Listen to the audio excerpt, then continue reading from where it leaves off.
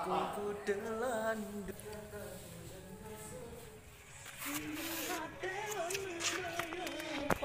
Oh dia nyok kan kat kacok paduk bawah je. Paduk bawah paduk.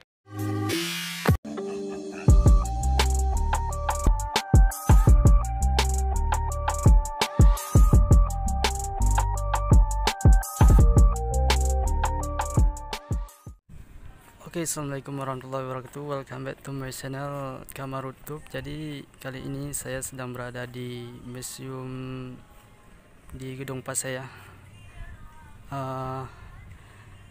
Katanya di sini banyak anak muda, anak cabe-cabean yang banyak main TikTok ya. Oke, ayo kita lihat bagaimana keseruan orang ini main TikTok.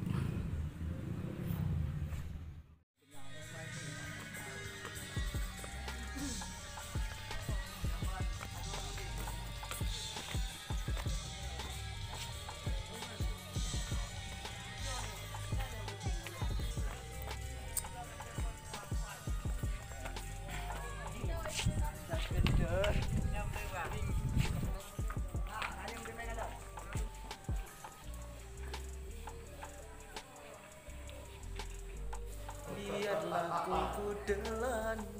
Dia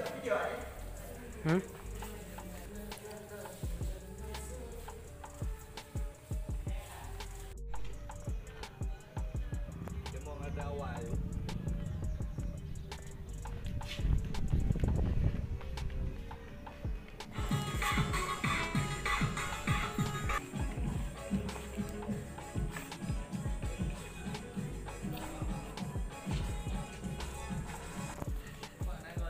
Oke rekan, kita jumpa lagi. Ini ada yang buat TikTok lagi. Oh udah siap.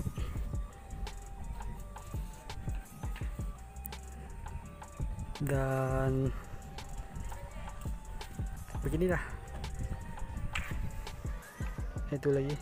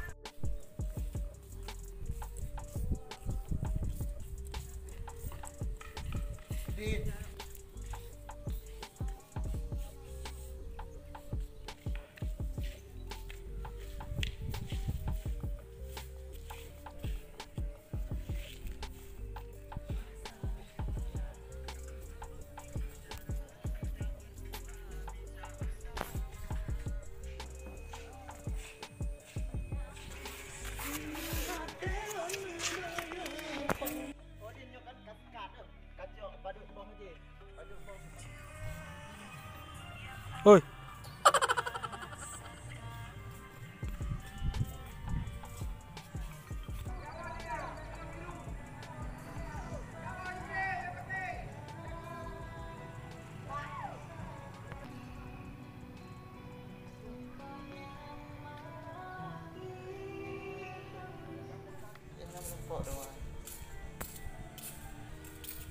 Video dua aja. Mana kamu cewek bilang ke? Bunuh cewek lero.